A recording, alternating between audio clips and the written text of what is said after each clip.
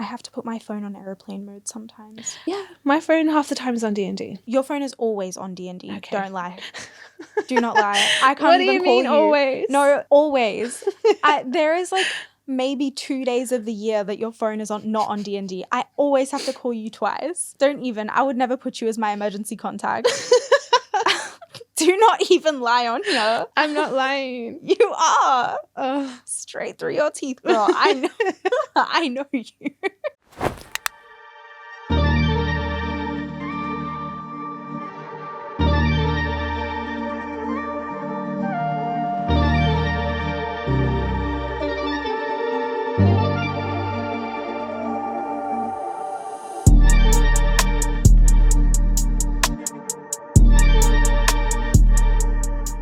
Ambition is one of the most powerful forces there is. It moves people, builds businesses, and changes lives. But ambition without direction doesn't lead to success. It leads to burnout, frustration, and feeling like you're doing everything but getting nowhere. We see ambitious, capable people everywhere who are exhausted. Not because they lack discipline, but because their effort isn't properly directed. They're moving fast, but not necessarily forward. Today, we want to talk about the difference between being ambitious and being effective, between motion and momentum, because hard work alone is no longer the advantage. Direction is. I agree. I think that a lot of people try to, get as many things as they can done within a certain period of time, and just continuously getting themselves busy without actually knowing how it's going to effectively keep them moving in the future. So I think structure is very important in business, but it's also one of the most important factors with general life. Absolutely. If you don't have a routine, if you don't have structure, if you don't have your priorities straight, it doesn't matter how great your vision is. You're not going to be able to lay out those foundations correctly in order for you to move forward. So I think a routine is number one, top priority in building anything, whether it's business or relationships in your personal life or your work life.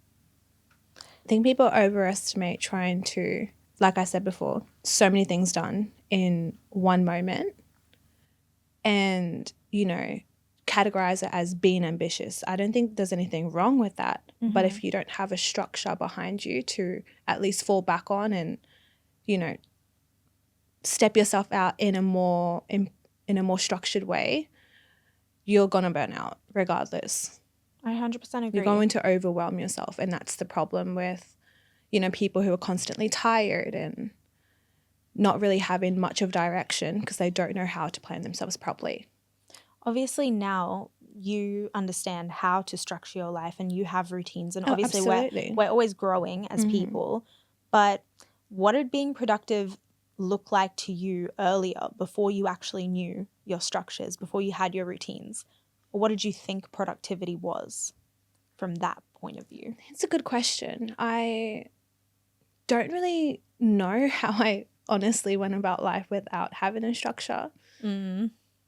I think just confused most of the time, and if I didn't have it laid out in front of me with what I need to do for the day, the goals I need to hit, it was like all of those thoughts and accumulation were just stuck in my head the entire time. And so trying to individualize and separate everything that I actually needed to do and how to step out my goals, it just became this whole knot in my head. Yeah. If that makes sense. And it's almost like when you have too many thoughts, running through your head, you can't focus on one thing. Yeah. And get that done. Yeah. It's like doing a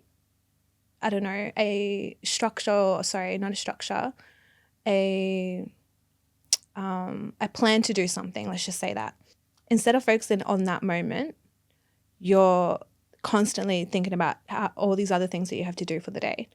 And then you try and you get started on that, even though you haven't finished the first thing. So it's like, in the back of your head, you're going to end up going back to that. You have to, because that's not completed. Yeah. So I think that at some point in my life, earlier before I had a structure, I was very much just keeping it all in one place and overwhelming myself, feeling burnt out, feeling tired. Yeah. And feeling like I just didn't get anything done that day because I actually in reality didn't. I've left everything half-assed. Yeah.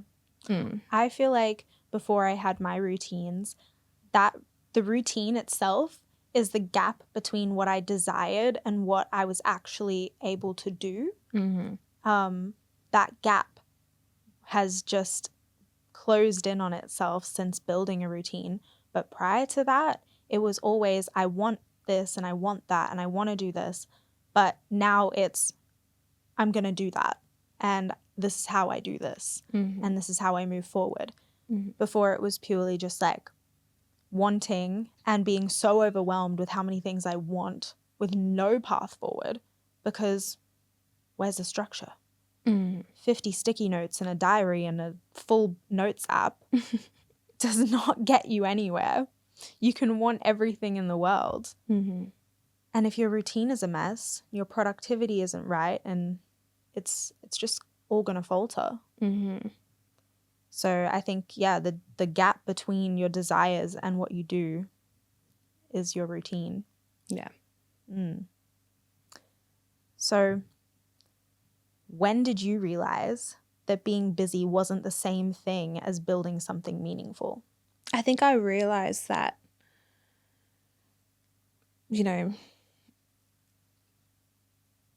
I was constantly busy and I wasn't actually building something because I always felt drained but not necessarily fulfilled. Yeah.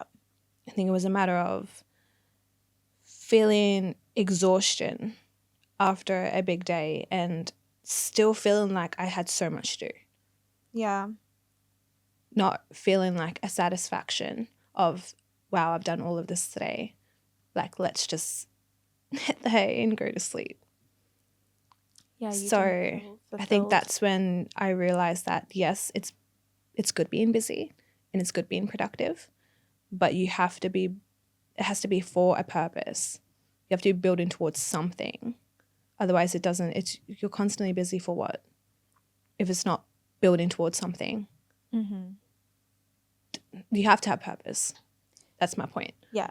And I think just having that feeling of drained energy, not really wanting to be around anyone, isolating myself, and then feeling exhausted and waking up still not feeling fulfilled. That's when I realized, okay, I need to actually map out what it is that I'm doing, the purpose of doing them, what it's building towards. Absolutely.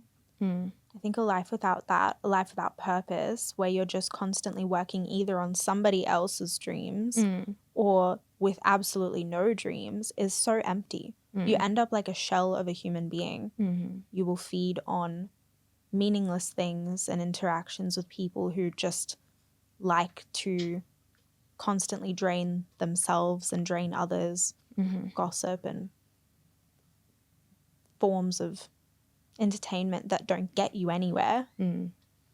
If you have something, you have a drive and you are pushing for something, it gives you not just purpose in your business, but purpose in your life overall. You have to have something you're working on. Yeah. It doesn't always have to be the most ambitious form of goal setting and all of that. You can do smaller things, but you have to have something. If you have nothing, it's just like, what's the point? Yeah. When did you realize that being busy wasn't as the same as building? Well, I think I spent so long building for other people. I think I've always been the type to want to build things from forever. I've liked building and creating, but never for myself. I felt like a lot of my ambitions were given away a little bit more selflessly, just for like, I wanted to see other people do well, and I was willing to pour from my cup until it was empty to help others get where they wanted to go. And then I realized that I was seeing so many people that I had helped do things, and I was still feeling empty, and I was still feeling like I hadn't quite found my meaning, my purpose.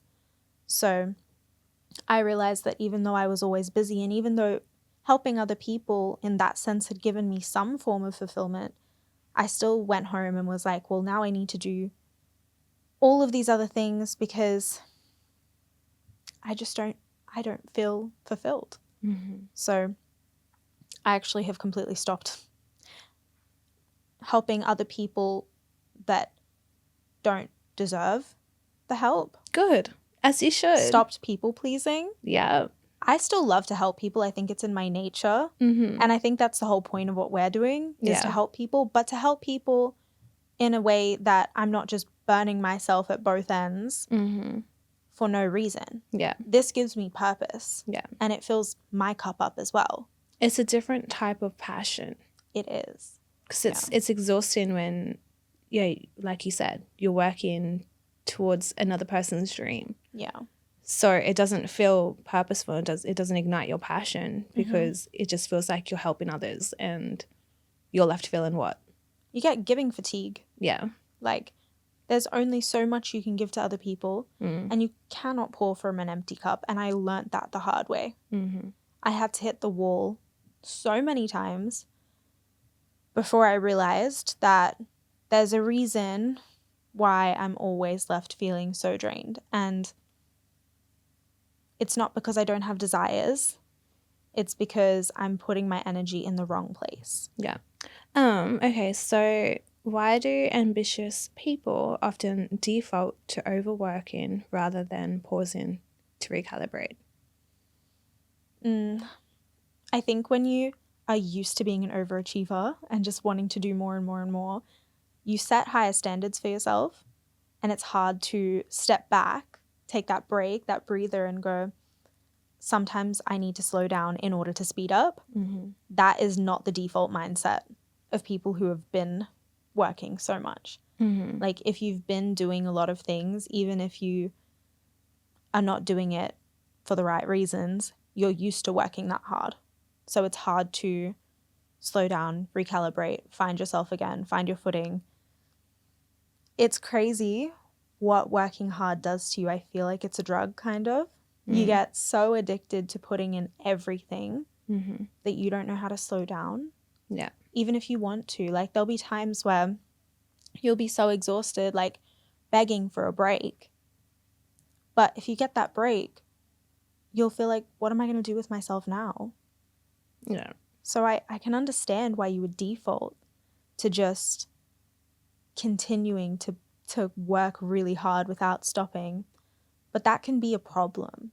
Yeah. Because if you don't take a step back to figure it out, you're not going to change your path. So you're going to end up back on the same cycle, repeating over and over and over again. Mm-hmm. So I agree. you need to break the loop somewhere. Yeah. Need to break the cycle. Mm-hmm.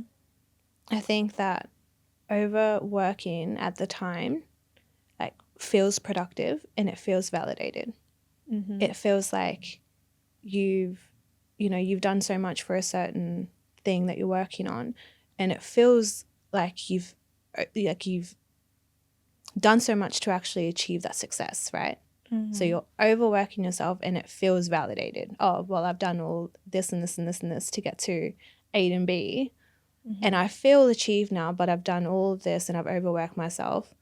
Now that you've actually have that substance and you've gotten to where you want to go, now what? You've like done so much and you've overworked yourself. You've now done what it is that you wanted to do, but now you're overworked. Now you're tired. Now you're stressed. It doesn't actually feel rewarding. How can you even enjoy it? You can't enjoy it. Before you said it feels validating to overwork, and I fully agree. I think that you are validating your own doubts and misconceptions about yourself, feeling like, I can't do it, I'm not good enough, I don't work hard enough. If you overwork, you feel validated by yourself. Because we really get taught and ingrained from such a young age that hard work is everything. Not that routines and structures and having a balance is the right way.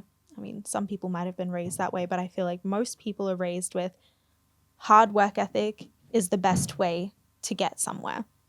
And so you validate yourself by just pushing yourself past your limits, sometimes that can be a good thing to do, but it's not sustainable. It's not sustainable to do it unless you're already on the path you want to be on. If you're on the wrong path and you're burning yourself out and you're overworking yourself, you're not going to get anywhere. You're going to push yourself further away from the goal that you have for yourself, from the future that you're wanting to build, because you haven't set the foundations correctly. Yeah. Yeah. How can busyness actually become a form of avoidance? I feel like this can be a bit of a personal life question as well, because when you are so busy, you avoid so many other things in your life. Yeah. I feel like you end up avoiding like uncomfortable decisions or pivots. I feel like when you're busy, you almost tell yourself that you're too busy for some of the things that actually are good and that come your way out of opportunity. I love that. You're right. For example, someone may be, working and maybe they're doing their job, they're 9 to 5, and they're too busy doing that. And so they unconsciously avoid something that may come up last minute, and it's almost like they see it as a distraction rather than something that will actually benefit them in the long run. And for that reason, I feel people then will want to just isolate themselves by sticking with what they're doing and avoiding things that may feel uncomfortable for them. Yeah. Or that they may think is uncomfortable, when really they're so set in their own ways and their own structure that anything outside of that seems like distraction. Wow. I love that. No, you're so right. I think when you're too busy in your mundane, you definitely miss big opportunities and openings, even small openings actually, because you need to be paying attention to the details and you need to be open to seeing things and changing your perspective. But if you're so busy, you always tell yourself you're just too busy. Yeah. And look, I'm always for people knowing where their priorities are and sticking to their priorities, and no, I have this to do and I have that to do. But at the same time, this is life. Growth is all about change though, at the same time. It is, but the point and the principle I'm making is life is life. You want to get to your goals, yes. You want to stick to your routine, yes. Not saying there's anything wrong with that. But you also need to have a balance. You need to know, and you need to feel comfortable enough to step outside of your comfort zone and say yes to things as well. I agree to an extent to saying no to things, but it depends on what that may be. Say no to things that are actually not providing growth. Say no to things that are actually going to distract you from your routine, from your priorities, from your goals. Say no to things that are bringing negative energy into your life. Say yes to things that may feel scary because it's a new opportunity. Say yes to working on a new project. Say yes to making new friends. Say yes to doing things with family. There has to be a balance. Otherwise, you feel like you end up having no purpose because you're so set in your own ways that you don't see the bigger picture. You don't see that you reaching your goal is for the purpose of living in freedom, is living to live with purpose, to live in enjoyment. Yes. Definitely. So you have to have a balance in saying no and saying yes. Just depends on what it is. Definitely. And I think we go through seasons in our life as well where saying no to things is what we need. And we go through seasons where if we say no to things, we isolate ourselves in the wrong way. And isolation can either be a cocoon for growth or a trap you put yourself in. And there's no key to that door unless you stop avoiding everything and everyone and start opening yourself back up to the world. There is definitely beauty in taking risks and meeting people and trying new things. But everything in seasons. And everything in seasons, it's correct. There's definitely a season right now where I feel really locked in, where we feel really locked in. yes. So saying no to things that are going to distract that tunnel vision is a no. It's a straight no. But also, however, along that journey of being locked in, we have found a new friend. And what did that bring us? Opportunities. Growth. I also think that we've been very open to the right things, but we're attracting different things now. I think our frequency has shifted. Absolutely. And we're no longer attracting the type of people who give us opportunities we need to say no to. Yeah. We're attracting people that give us opportunities that we want to say yes to.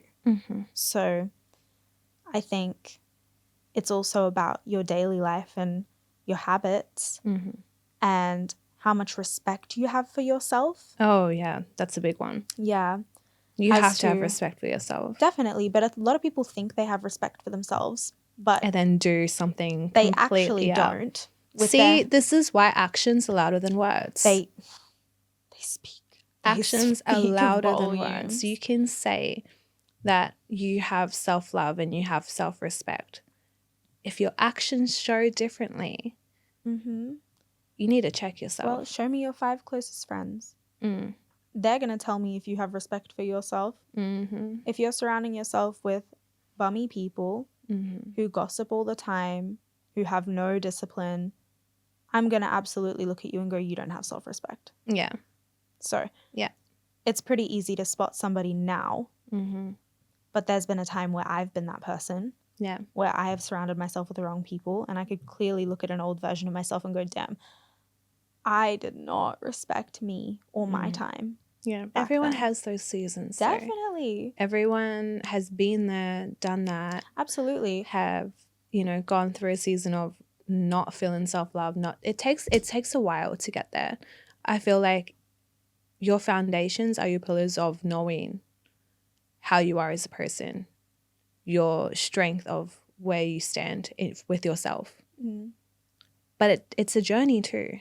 And I feel like you have to give grace for the people that are still in the transition of learning. Yeah. Grace for sure if you're young.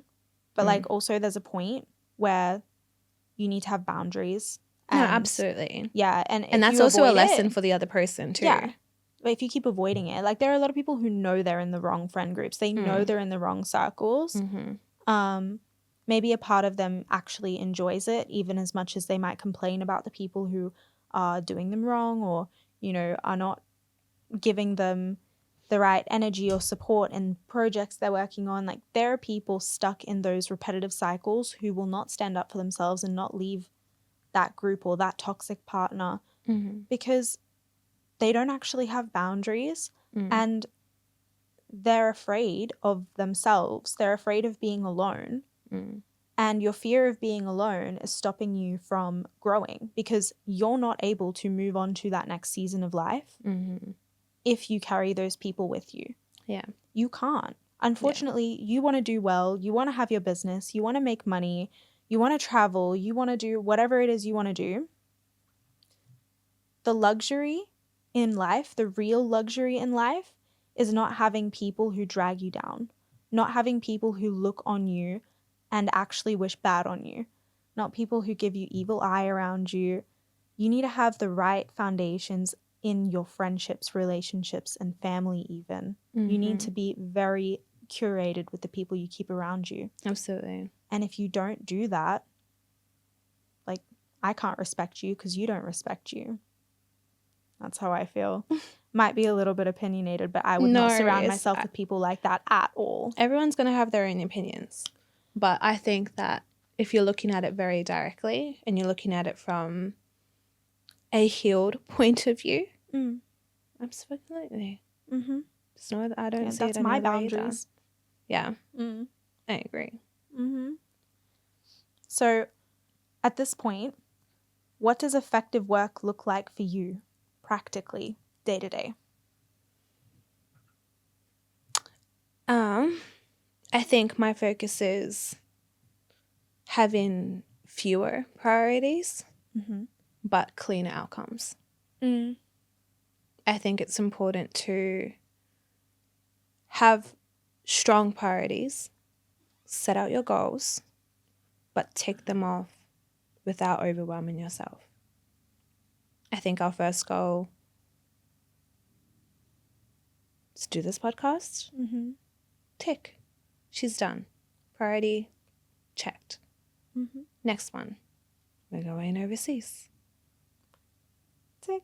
Tick in 4 days. You know what I mean? So Yeah. it's having fewer priorities, but actually making sure that they're marked out properly so that you don't have 1,000 things to do and then feeling like you actually didn't achieve it Yeah. correctly. Yeah. And sit with that achievement. Yeah. I think automation and delegation are two key factors in running productively and not burning out. Look at the world we live in right now. Yeah. Everything can be automated. Everything can be automated. Mm-hmm. And automation is one thing. Delegation, though, this one takes a little bit more letting go of your ego and your pride, because especially when you're building something, it's your baby, right? You don't want to let anyone else near it. Mm-hmm. You're like, I've put everything into this. Yeah. And now I have to trust somebody else? Like, imagine handing your newborn child to a stranger. Yeah. Oh my gosh. Yeah. What if you give my baby a disease? What if you drop it? I don't know. But you have to. There is one massive factor in people who burn out and people who run successful businesses and still have a life is delegation. It's finding the right people, yes, but it's learning to trust them also. For me, being productive can't happen if I'm spending my time doing the jobs that I know I could give to other people. I think I watched a video that really helped me with this because I've always been so attached to the things I build. And she said, if your time is worth $100 an hour.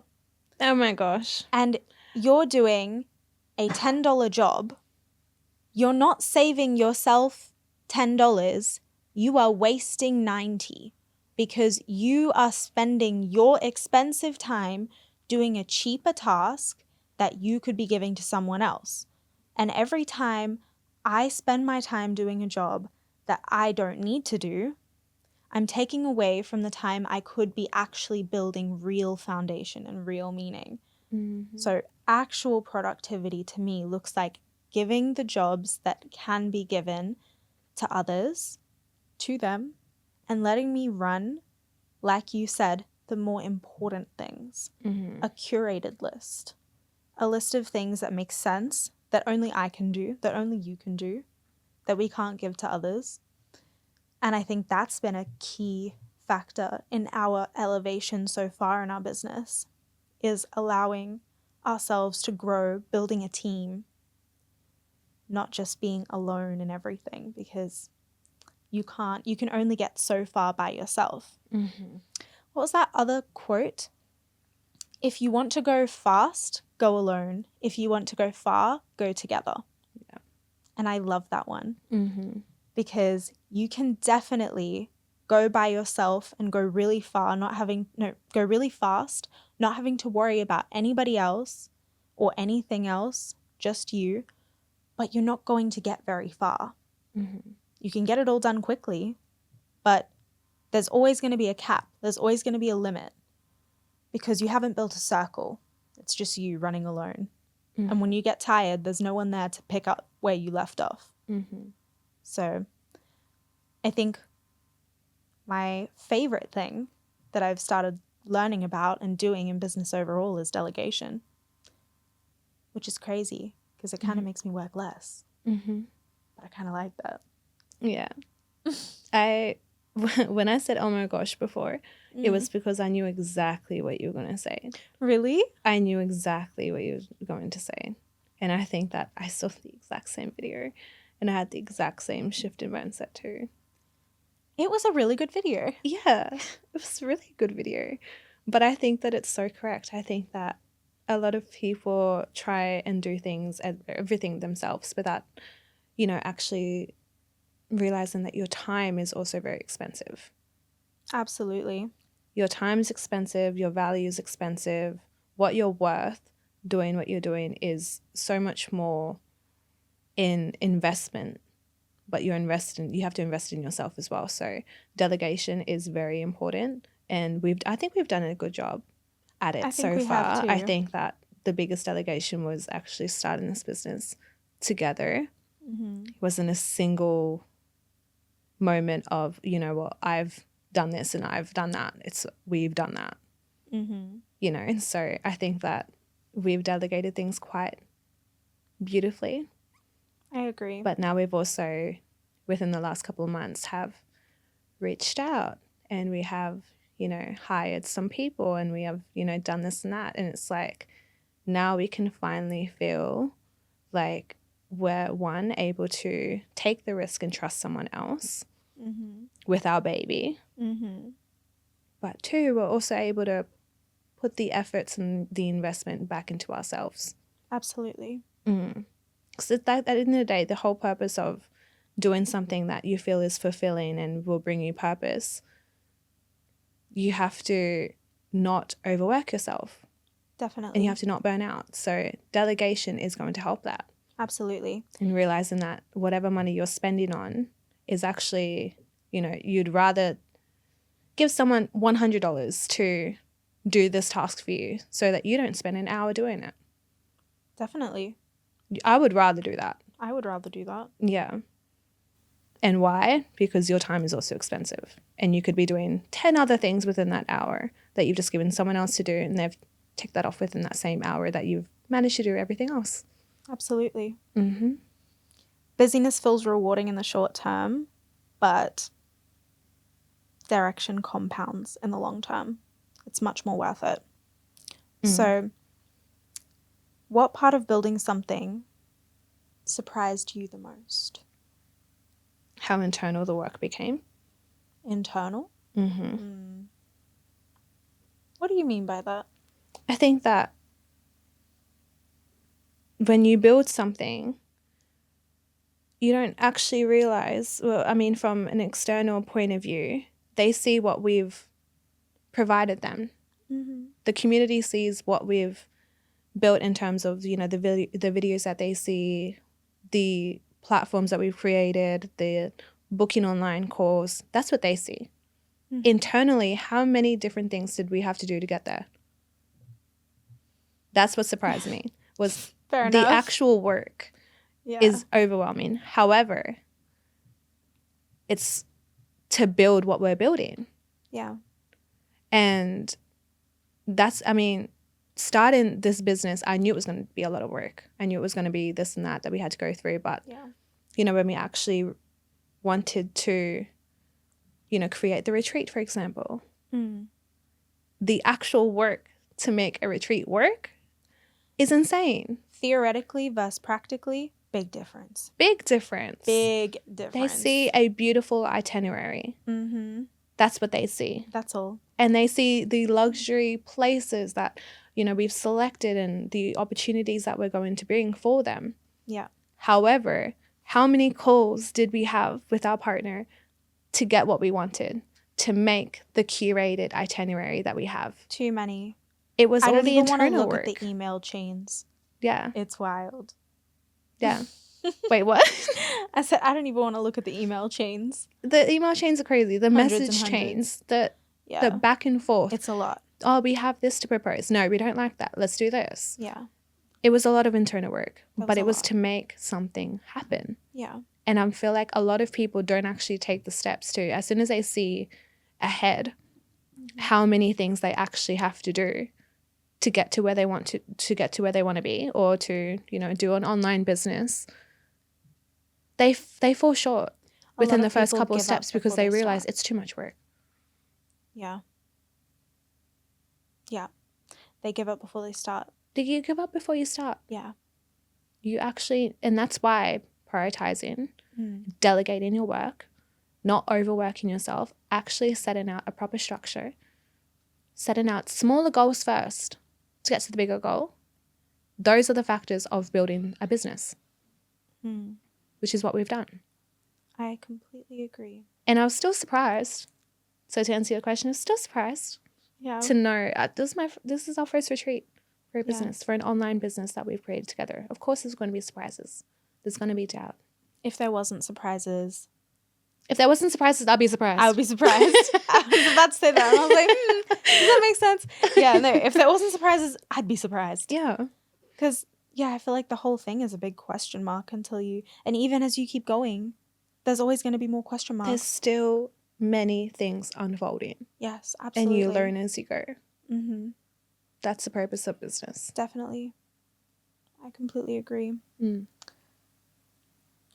that note, what mental or emotional costs do you think people underestimate?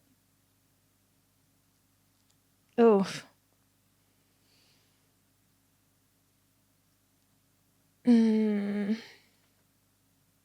Carrying uncertainty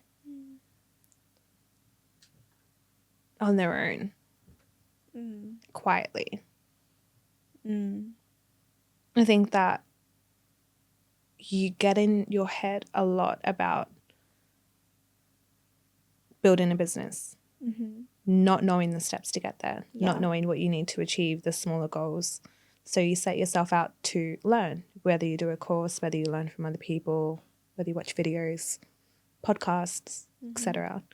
But I think the emotional and mental state of carrying doubt and carrying the fear of not knowing whether it's going to work out is exhausting. Yeah. It takes a toll, especially if you're very ambitious. It's almost like it doesn't hit you as hard. But realistically, when you try something new, there's a lot of fear. It's you're stepping into the unknown. It's unknown territory. So with that fear and doubt, I feel like some people tend to try and deal with it quietly. They don't want people to know that they're struggling, that they don't know what to do. Especially with someone with a lot of ego. Definitely. They want people to know, no, I've got this. I know exactly what I'm doing. I know how I'm going to get there. And that's the external face that they put on to other people instead of actually just being honest. I feel like a lot of people have been there, done that. Yeah. They know the fears, they know the doubts. And all someone really has to do is ask the question. You know, show a little bit of vulnerability. There's nothing wrong with it. Because I guarantee you show and you ask the question to someone who may or may not already know the answer. Guarantee you won't feel alone. You won't feel so isolated. And you won't have to deal with anything quietly. You can be loud about it. I agree. I think that it's so normal to face yourself and feel like there's a chance things won't work and have that doubt creep in. Although I am also very big on visualization, and I believe that there's a part of you that can strongly visualize that things are going to work out. And for me at least, even when I have the doubts, the visualization of the doubt doesn't come into my mind. I have the doubt, but my visualization has always been that it's going to work. So. And it's good to have that. Yeah. It's good to have that quality. No matter what happens, it's going to work out. Definitely. For the higher purpose. Like, the idea of it actually falling apart doesn't really come into my I don't know, my bubble, my aura, my space. Like, I don't let it infiltrate me. Like, I definitely have had the feelings of doubt before, but not to the extent where I don't genuinely believe that it's going to work. Doesn't mean I have it all figured out in any way, shape, or form, or that I haven't felt the doubts, but the deep-rooted belief that it's going to work, that hasn't left me. Yeah. But But see, that's what people are missing. a lot of people are missing that. Yeah. A lot of people have that, though. A lot of people do. So there's, and I think you can learn there's it. categories. Yeah. Right? There's people who have that mental state of knowing, you know what, it's going to work out. It's going to be okay. This may have happened, but I know something bigger is coming. I think it's trusting. I think it's having faith. We spoke about faith before, and I think it is having faith and having a belief that God has got your back, the universe has got your back. Yeah. But see, that's the difference between a faithful person and someone who's resilient in these type of circumstances. But unfortunately, there's also the other category of people who can't even achieve that mindset because they don't know how to. Yeah. They don't have the right environment around them. They don't know the right avenue in choosing the right videos to watch, to have the right influences around them. They don't know how to get to a resilient state of mind or a more faithful state of mind because those weren't their foundations. What do you think those people are lacking? How would they achieve that mindset? Because I believe that you can adapt it. No, that's exactly. But unfortunately, everyone starts somewhere. I was never, growing up, a really faithful person. I always had a really big heart, and they do go hand in hand. But that was something I built. Me too. I built a more faithful mindset, and I built a more resilient mindset over how life unfolded. Yeah. But for someone that either is fixated in that mindset that they're stuck in, or they're just confused, they don't know how to get there, those are the people that struggle to actually build something purposeful, to build something where they actually feel aligned with, because they essentially don't even know themselves properly. And that might be a little bit biased of me, but I once was that person. So I can say I was that person who didn't know who I was. I was not setting goals and routines and feeling fully aligned. There was phases of me where I prioritized completely. They weren't even goals, essentially. They were just trying to live through life, living paycheck to paycheck, like no purpose. It's not until I actually realized what fulfilled me and the purpose of and passion of building something beautiful, where I grew resilient, where I grew a mindset of knowing everything's going to work out. Because you know what? Even though that substance didn't happen, I still have this substance, and it's beautiful, and it's bigger, and it's better. So yeah, it's a journey. You eventually get there, but that's why the category of people that already know and already have, they can help the people in the other category that have not yet had a reason to actually start their journey. Yeah, I agree. I think you learn to trust through failure and through changes that are unexpected and moments in life that you can't predict. You learn to trust that things work. And before you have those experiences, it doesn't feel like that's an achievable mindset to have. But once you have seen things fail, but not not turn out how you imagined them initially, to not go to plan, and you think that things are falling apart until you get to the end of that situation and realize that if it had worked out initially how you wanted it, you probably wouldn't have been as satisfied anyway because it worked out even better. And once you've had a few of those situations, you start to actually trust your failures as redirections. And that's a type of faith as well. It doesn't have to be in God or anything, but just having room for expansion. Making space. That's what it is. Yeah. Yeah. I agree. So, moving on, How do you personally recognize when you're forcing something versus being aligned? I think it comes naturally if it's aligned. I really don't think you have to think too hard. If it's aligned, there may be parts where you have to work a little bit harder, but honestly, it should feel like the right decision immediately. You shouldn't have the same doubts. If you are questioning yourself too much for too long, or if doubt is one of the first feelings that creeps into your mind, I think you have to trust your instinct a little bit and maybe step back, because if you're forcing something, you're pulling yourself away from the path that you're supposed to be on. Whereas if you're aligned, I think the immediate response would be that you're excited. The immediate response would be, oh, I could do this with this situation, with this opportunity, or I could do that. But if you are forcing it, you will feel uncomfortable immediately. I think alignment creates the momentum without pressure. Yeah. I think that when you're feeling forced, it feels heavy, it feels rushed, it feels like draining. Whereas when you are doing something and you feel aligned in it, you feel grounded, you feel soft, you feel calm, because you know it's the right thing for you. Grounded is a good word. Yeah. I agree with that. Everything in alignment, I think it's also tailors back to, attracting the right things in your life and putting the trust into the universe as well that it will work out. Yeah. I feel like when you're aligned with yourself, naturally you gravitate towards things that are right for you as well. Whereas if you're doing something that's forced, you're pushing against the grain, essentially.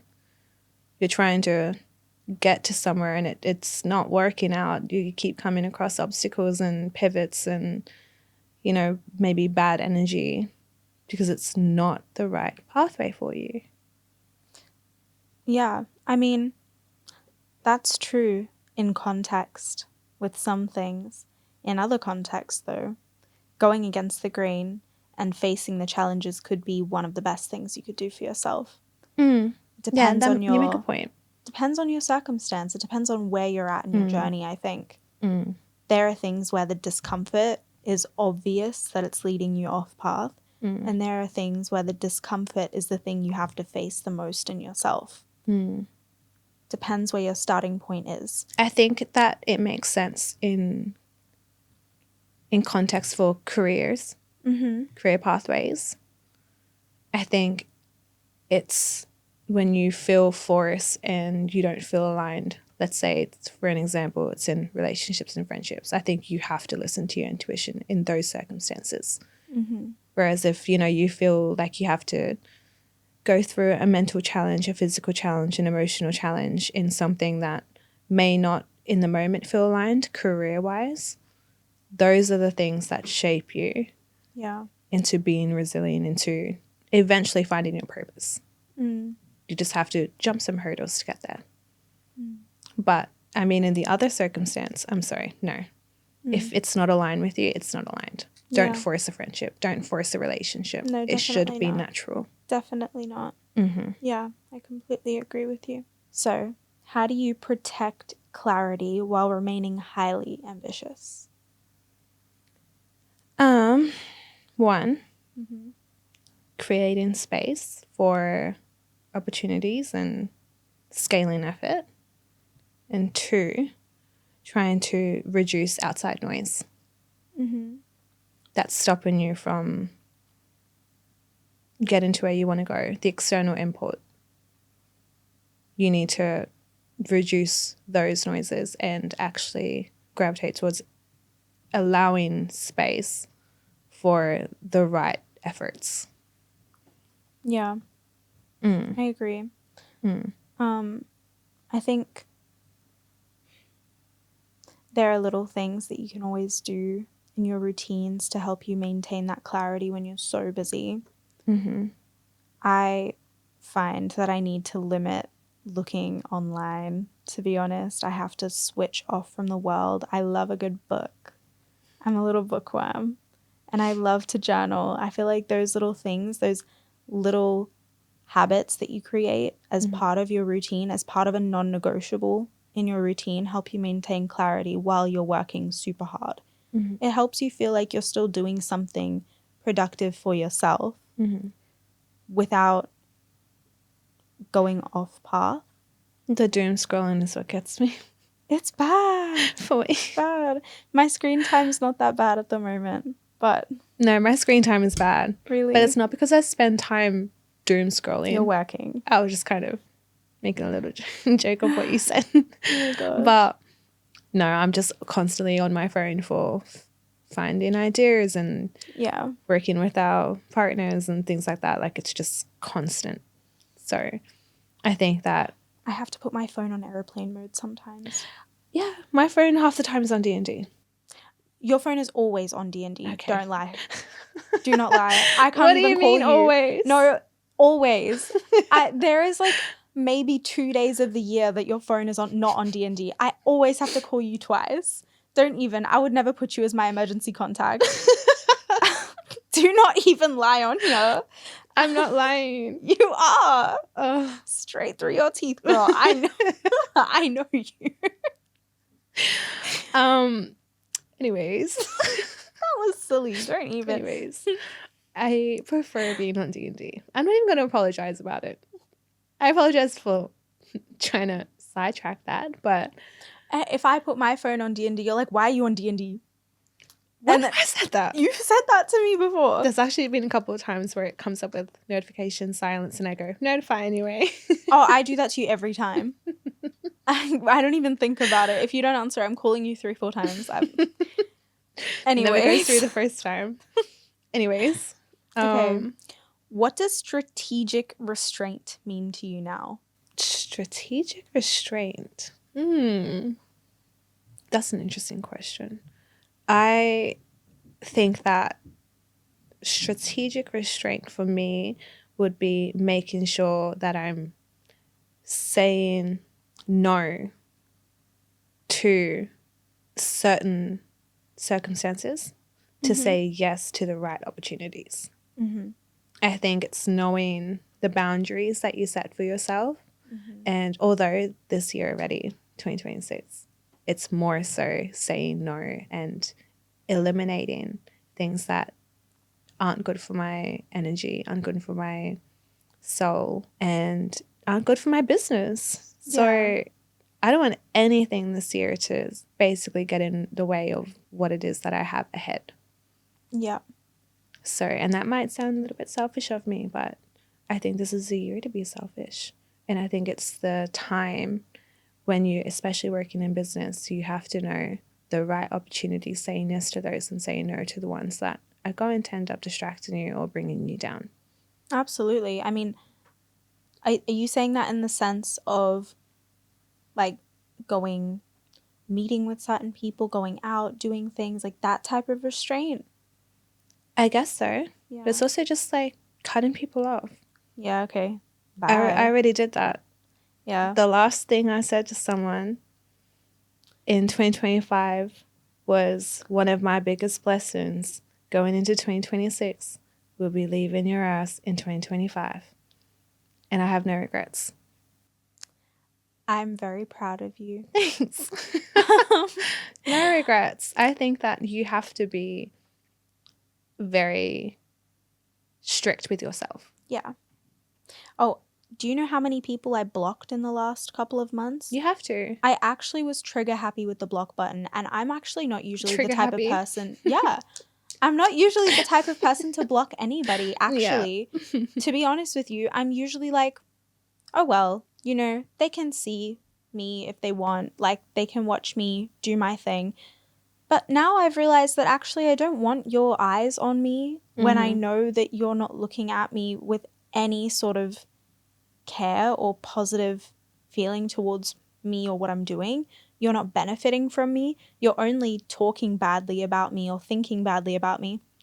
Anyone that I even slightly don't like or that I know is looking badly at me, I'm sorry, I blocked like 70 people. Look the other way. It was... Turn around. It was good. Walk in the other direction. Yeah, bye. I think the healthiest thing this year. And I blocked them on the business page too. Oh, perfect. Yeah, sorry. No, perfect. That's perfect. We don't need negative energy around our I business. don't want the eyes. Around each other, personally, externally. No. It's a simple no. And I think that's a beautiful restraint to have. I agree. It's strategic. Yes, it is. Because I think that you have to be when you're in business, you have to be very particular and you have to be strategic around what it is that you do, the people that you have around you. Yes, I think that you want successful people around you, but you also want to have the heart for the right people as well. You have to have the balance. But say no to the wrong people. Definitely. It should be a straight no. It should be a given. Mm-hmm. One of the biggest lessons that ambition teaches you is that constant output without reflection eventually disconnects you from your vision. Mm-hmm. So I think that goes into the environments you create and the people you surround yourself with, which I think is the whole entire reason as to why we're building what we're building, why we're doing this retreat. We want to put the right people in a room together. We want to enforce that strategic restraint of blocking out these negative energies, these bad vibes, people who don't want to elevate or who don't really respect themselves very much. We don't want that energy around. We want to put all the right people in a room together and put them in a beautiful environment that allows that to thrive. I think what we're creating is a very different environment to what you're maybe used to. Definitely. And, being around the right people, being in the right environments definitely push you to be better and to grow, to achieve success. So especially with the context of what we're creating as well, it's very businessy, it's very luxurious. It's got all the right tools that you need to achieve something greater for yourself. So, when we speak about our retreat, why Dubai as an environment for expansion and clarity, I think that it's meant for the physical distance and it breaks mental patterns. It does. Mental patterns are a big thing. They're connected to your environment. If I am walking through the same neighborhood every day and seeing the same faces, I'm not going to think that I am capable of expanding outside of that. And why is that? Because you're seeing the same people all the time doing the same thing. And nobody else there believes that they're going to leave. And that doubt spreads like wildfire through people just by the conversations you have being limited and not elevated. Whereas when you put yourself in a position where everyone around you is elevating, that automatically changes. You're no longer afraid to try things for the first time. And I think it's amazing because you only see people who have pushed their limits and achieved what they want to achieve, or who are on the path shamelessly to achieve what they want to achieve. Whereas here you try to do something and people put their doubt onto you, they put their fears onto you, they shame you, they don't support you, they silently watch with no actual support. No one's clapping behind the scenes. And I think successful people don't look down on you. Successful people who have already done what they want to do are not going to shame you for trying and laugh at you for not being the best at the beginning. We're all going to falter. Nobody is going to get up for the first time and do it perfectly. I think it's like people don't even realize that the people that they idolize once started somewhere. Once started right where they were. And it's like, 100%. You're so right. Those people, the successful people, the millionaires, aren't going to judge someone for starting a business. That's how they are now a millionaire, And athletes won't judge you for going for a run, going to the gym, doing CrossFit. They won't judge you because they once were in your position. So it's the ones that are too scared to even try that judge you from the outside, because if anything, it's jealousy. It's jealousy of, I want to be that person, or I don't know how to start and I can see that they've already started or whatever. And it's a judgment case. It's rather than saying the supporting, it's like a second hand of, I wish that was me. Yeah. But you know what? It could be you. Yeah. You have the ability to create something new for yourself. Definitely. No one's stopping you except you choose to see and judge someone else starting simply because you don't have the strength to. Definitely. That comes from confidence in yourself. Yeah. At any point in your business or in your life, having the pursuit is the reward in itself. It is. So people who shame others for trying are honestly extremely insecure. And it must be such a boring life to just spend all of your time feeling like you have to watch others, and I don't know.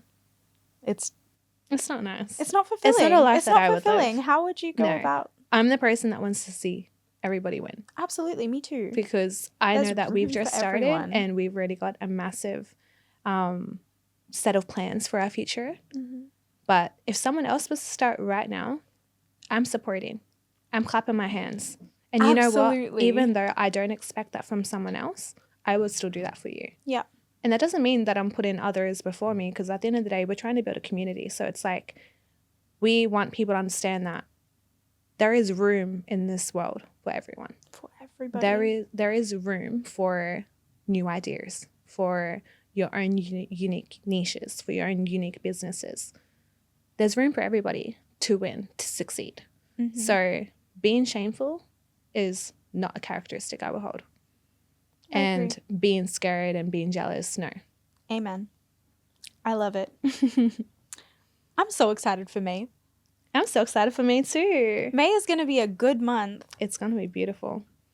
So I can't wait. We will obviously be creating high-level structures and experiences, conversations, reflections, strategies. Of course, that goes without saying. All in the business side of things. Yes. But I think there's just so much to look forward to in this retreat. And there's so much more that still hasn't even been revealed yet that, you know, we'll be able to utilize with the retreat. So definitely, people are going to benefit from this so much. There's going to be a lot of room for growth and expansion. It's really exciting. And I think the fact that we're doing 10 whole days is a good amount of time. Oh, yeah. Really soak it in. I feel like most retreats are short. They're go like 4 to 5 days. 4 to 5 days. Yeah. Our retreat being 10 days is kind of unique in that sense. Yeah. It's unique in a lot of ways, actually, to be honest. But 10 days in one of the most driven, actually, not one of, the most futuristic and driven city in the world. We're bringing something else to the table. What else could you want? I don't think there's anything that it's missing.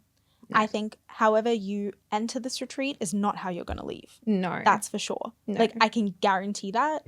I don't even think I'm going to leave the same. No, you're going to leave the same. I don't think so. No, I think that it's transformative. Like, people need to understand to not underestimate just how much 10 days can change your life. How much 5 days can change your life. It's true. How much 1 day can change your life. It's so true. 1 second can change your life. One right interaction with the right person can change your life entirely. Yeah. Imagine 10 days with the right people in the right environment. That's a total shift of realities. Yeah. That's like transformative entirely. Yeah. And I think that, you know, we want to make sure that if you are interested in coming to this retreat, that you are around the exact same people that you expect to be around when it comes to the trajectory and changing your life. So we are being particular, we are being selective, but if you are interested in coming to this retreat, book in a call. Our link is in our bios, and we want to be able to personally meet you and see if this retreat feels completely aligned with you. There is limited spaces, obviously. There is limited spaces. We've already been selling. So we already have so many calls booked.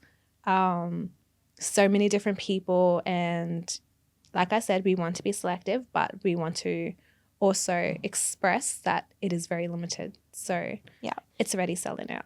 The dates are between May 15th and 24th. And the proper details should be up on our Instagram pretty soon. Mm-hmm. And if you want to know, like, personally talking with us, definitely book a call. And Like now. like now. Like now. Like right now. But yes, when Yeah. you watch this episode, you will be able to see that we have already revealed our itinerary on our socials. So if you are interested and you're watching this after seeing some of the details and you haven't already booked a call, what are you doing? What are you doing? Book a call. You better check yourself. In saying that, ambition is a gift, but only when it's directed. If you're constantly busy yet unfulfilled, it's not a motivation problem, it's a clarity problem. The most successful people are not the ones doing the most. They're the ones doing the right things consistently and with intention and restraint. If this conversation resonated, ask yourself honestly, where am I applying force when I actually need direction? Because when ambition and direction work together, burnout fades and progress becomes inevitable.